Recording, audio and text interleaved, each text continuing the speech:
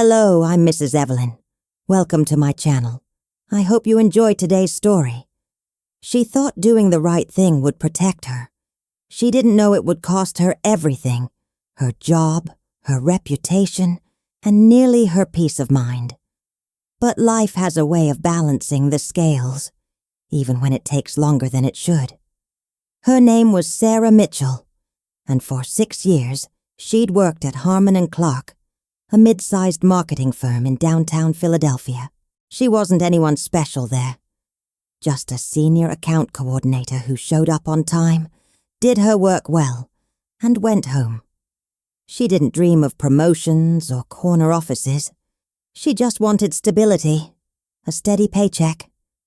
Maybe enough saved up one day to take her mom on that trip to the mountains she always talked about. Sarah kept to herself mostly.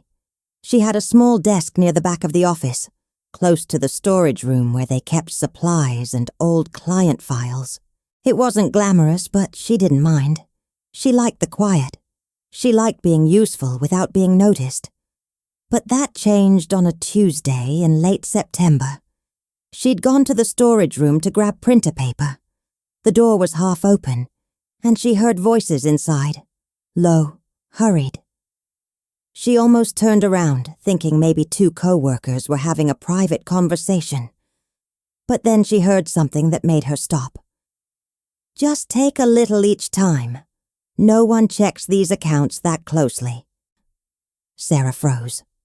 She recognized the voice. It was Monica Delgado, the office manager. Monica had been with the company for almost a decade. Everyone liked her. She was the one who organized birthday parties, who remembered people's kids' names, who always had a kind word. She wore cardigans and smiled a lot. She seemed harmless. But the voice answering her wasn't harmless either. You're sure no one's going to notice? Trust me. I've been doing this for months. Small amounts. Petty cash! Expense reimbursements! It all gets buried in the budget. As long as we're careful, we're fine. Sarah's stomach dropped. She stood there, frozen, her hand still on the doorframe. She didn't want to hear more. She didn't want to be involved. But she couldn't unhear it either. She backed away slowly, her heart pounding, and returned to her desk without the paper. Her hands were shaking. She stared at her computer screen, but the words blurred together. All she could think about was what she'd just heard. For 2 days, she didn't say anything. She tried to convince herself it wasn't her problem. Maybe she'd misunderstood. Maybe it was a joke. Maybe it wasn't as bad as it sounded. But it ate at her. She couldn't sleep.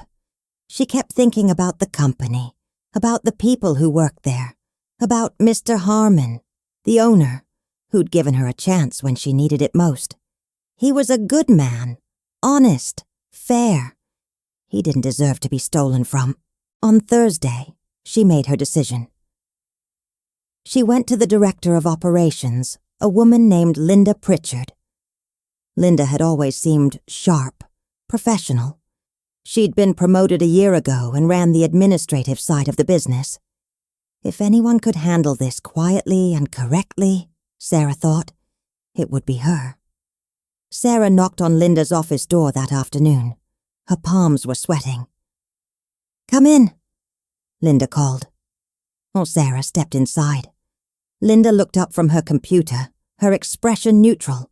She was in her mid-40s, always dressed in tailored suits, always composed. "Sarah, right. What can I do for you?"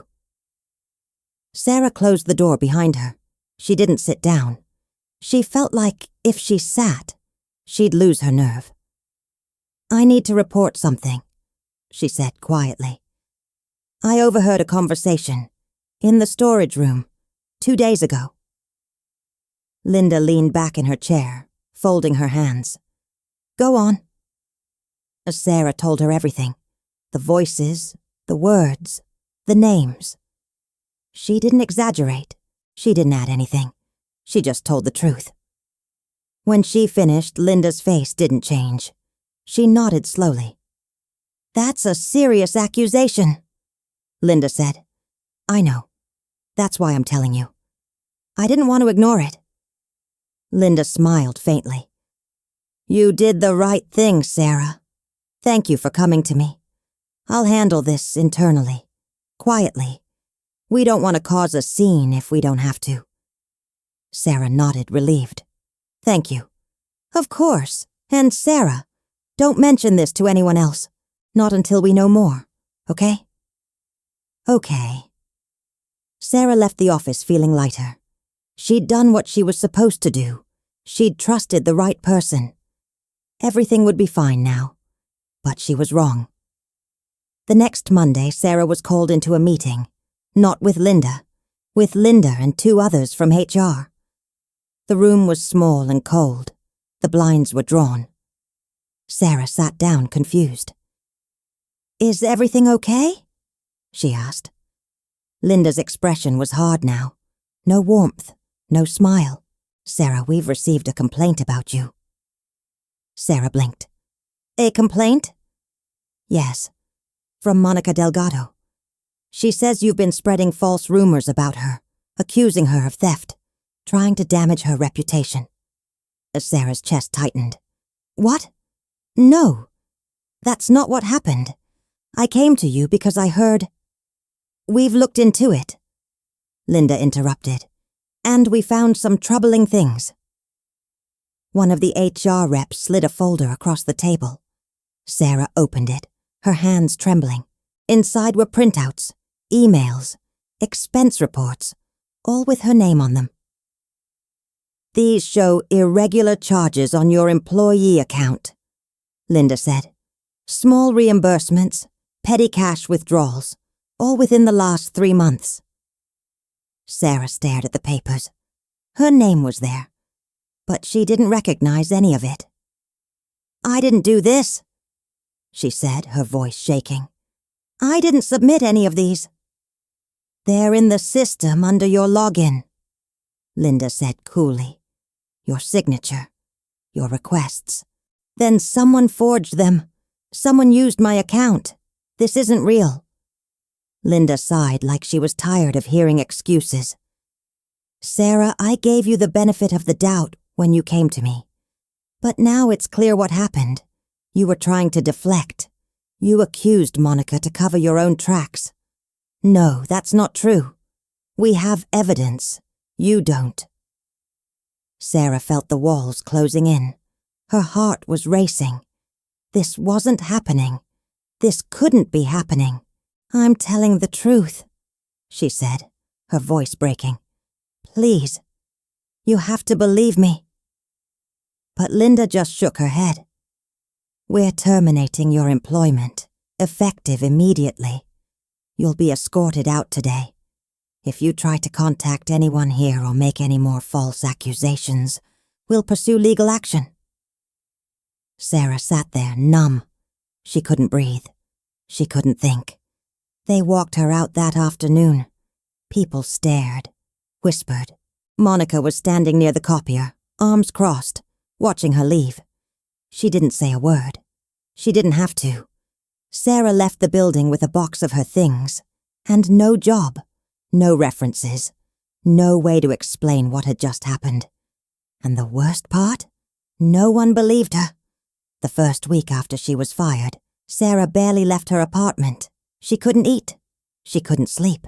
Every time she closed her eyes, she saw Linda's cold expression, Monica's silent stare, the way people had looked at her as she walked out with that box in her hands.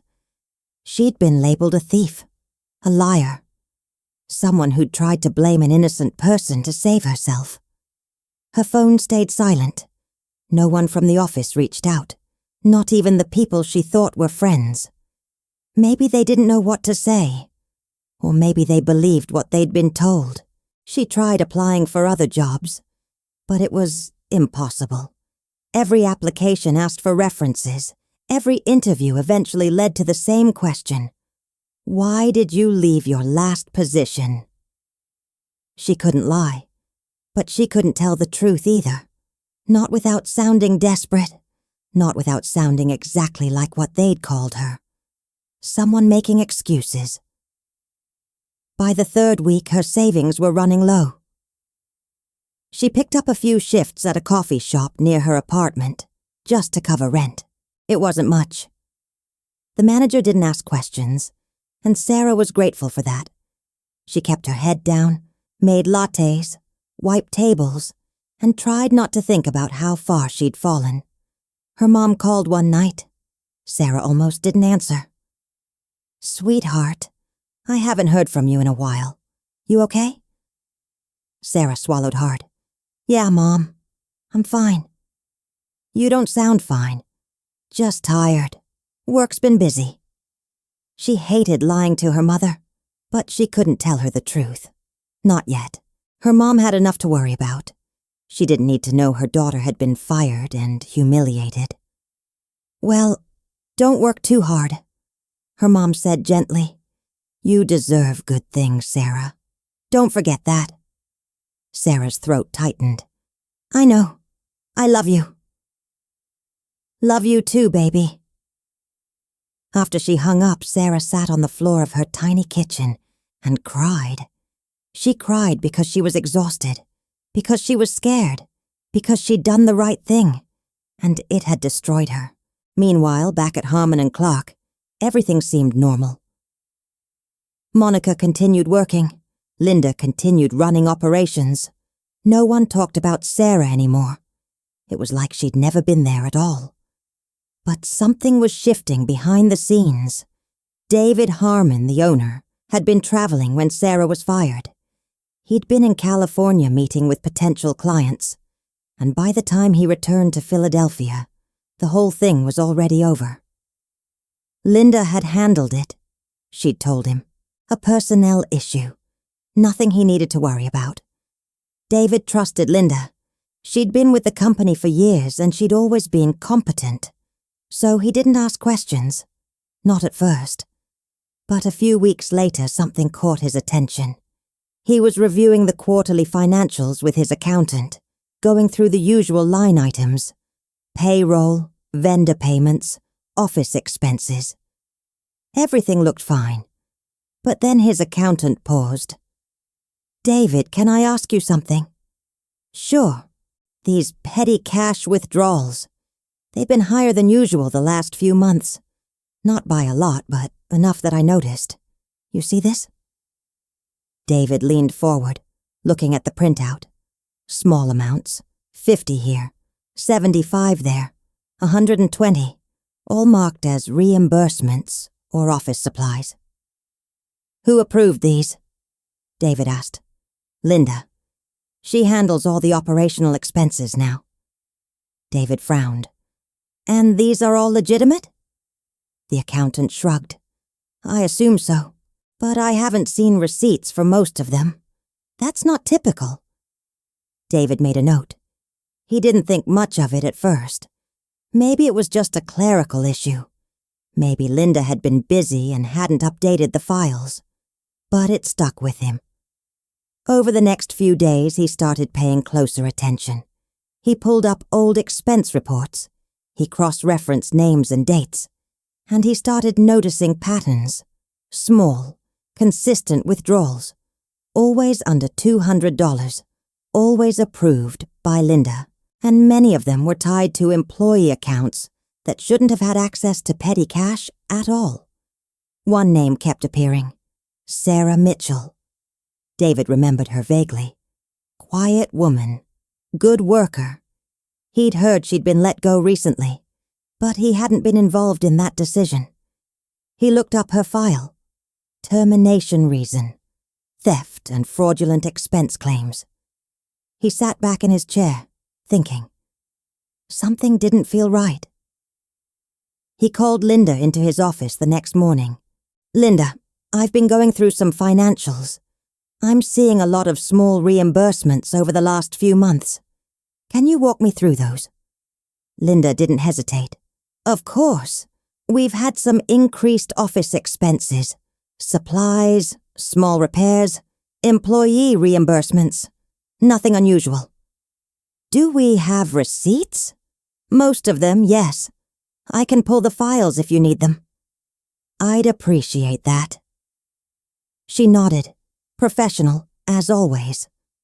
"I'll get those to you by end of day." But she didn't. By the end of the day, Linda sent an email saying she'd need a bit more time to gather everything. Some of the files were archived.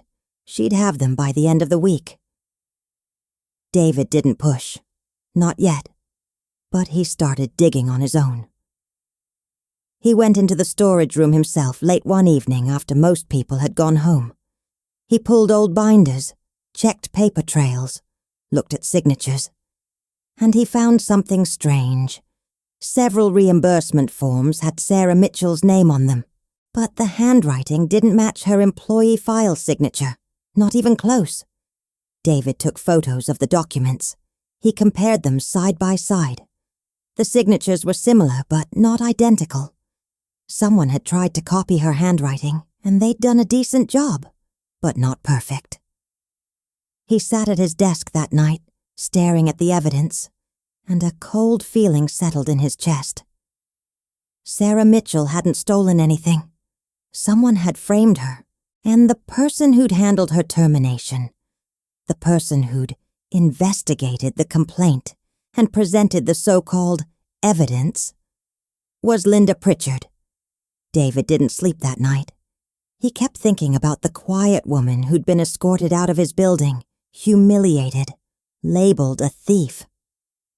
He thought about how easily he'd trusted Linda, how he hadn't questioned any of it.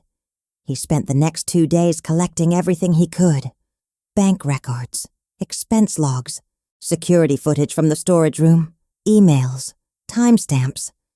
He didn't tell anyone what he was doing. Not yet. And then he found the final piece. A security camera near the back hallway had captured something from the day Sarah claimed she overheard the conversation. David pulled the footage.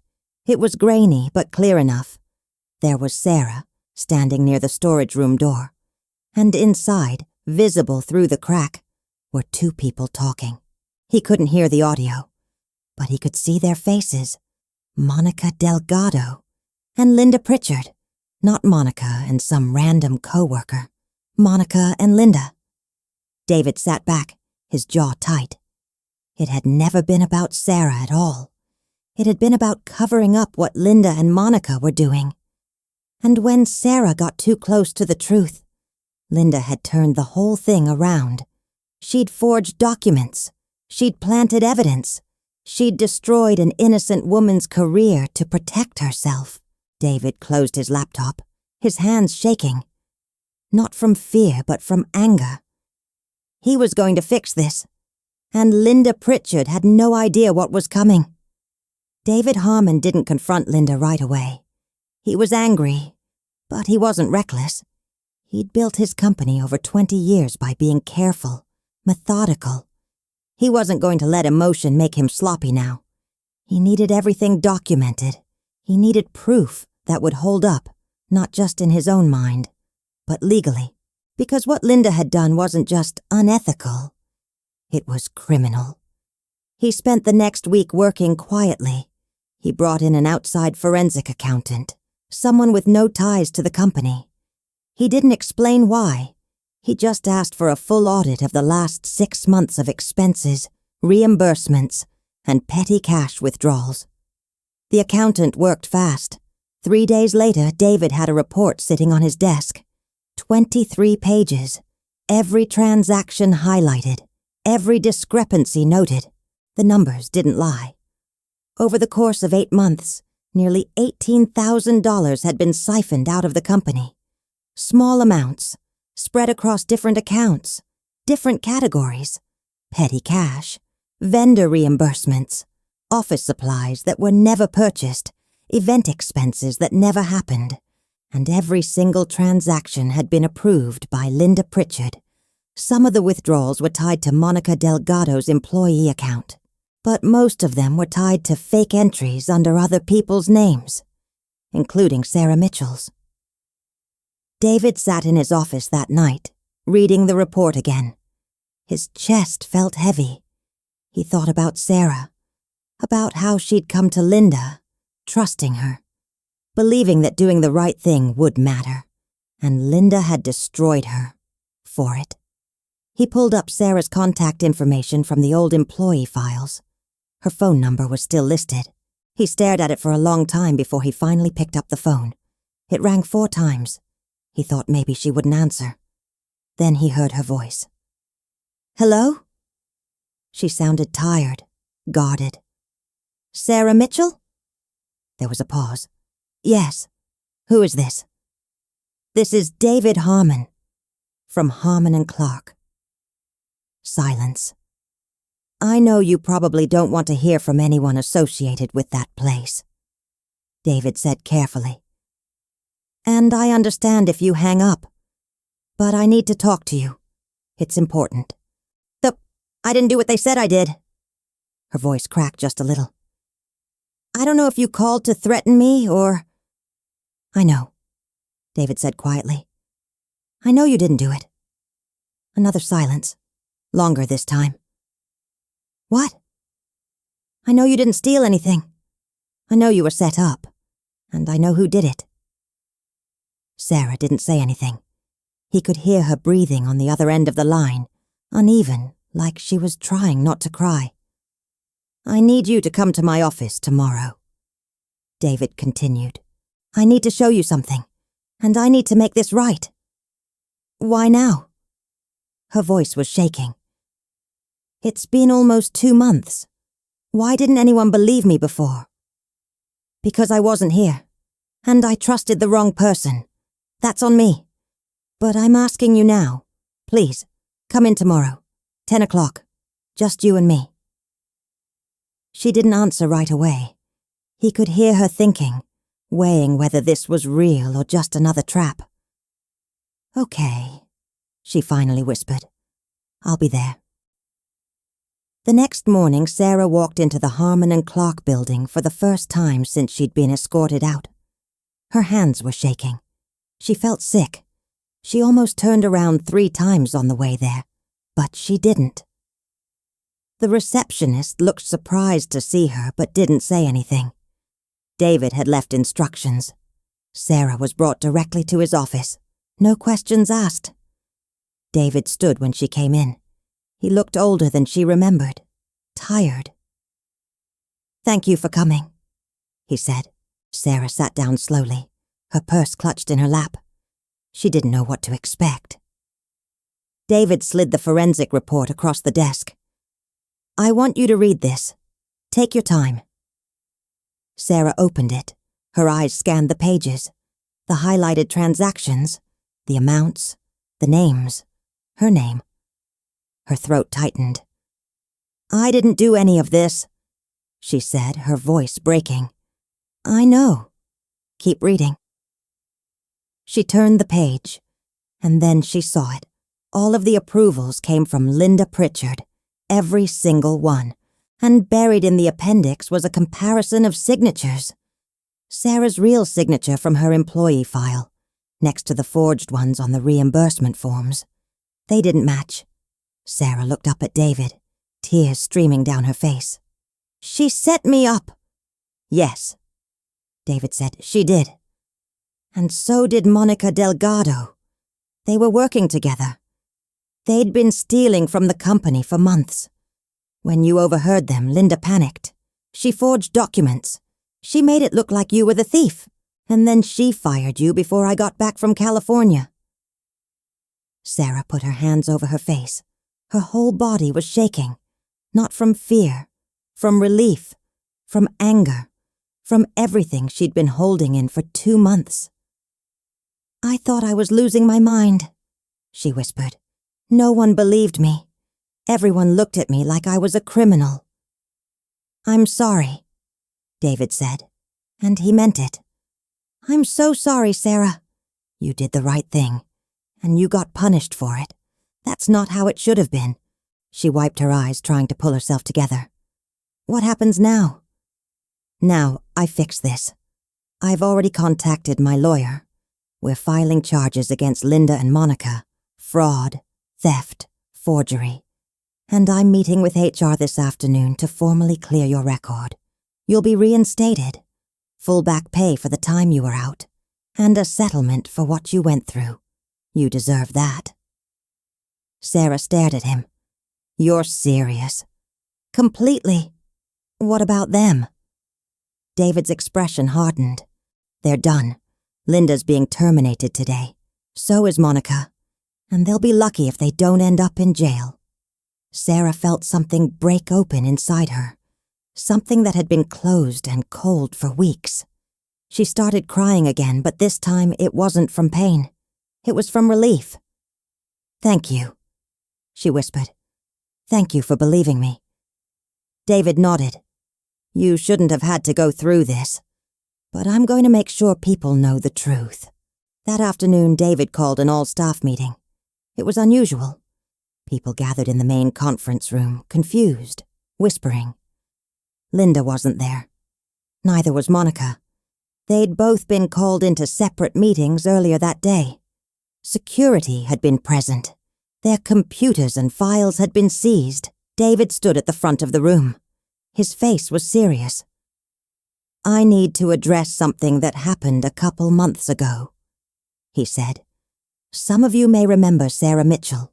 She was let go under circumstances that I was not fully aware of at the time. I've since learned that Sarah was wrongfully terminated. She reported suspected theft within this company, and instead of being protected, she was framed. The room went silent. People looked at each other, shocked. Linda Pritchard and Monica Delgado were stealing from this company. When Sarah discovered it, they fabricated evidence and blamed her. I take full responsibility for not being here to prevent that, but I want to make it clear. Sarah Mitchell did nothing wrong. She acted with integrity, and she was punished for it. He paused, letting that sink in. Linda and Monica are no longer with this company. Law enforcement has been notified, and Sarah will be fully compensated and her record cleared. If any of you have been in contact with her and treated her poorly, based on what you were told, I'd encourage you to reach out and apologize. She deserves that. The room was still. No one spoke. David looked around. This company was built on trust, and that trust was broken, not by Sarah, by people we thought we could rely on. I'm sorry that happened, and I'm going to make sure it never happens again. When the meeting ended, people left quietly, shaken. Some felt guilty, some felt angry. But everyone knew the truth now. Sarah Mitchell wasn't a thief. She was the only honest person in the room when it mattered most.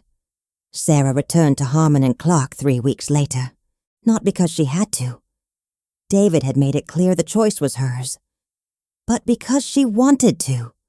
She'd spent those weeks resting, processing, trying to rebuild the parts of herself that had been broken.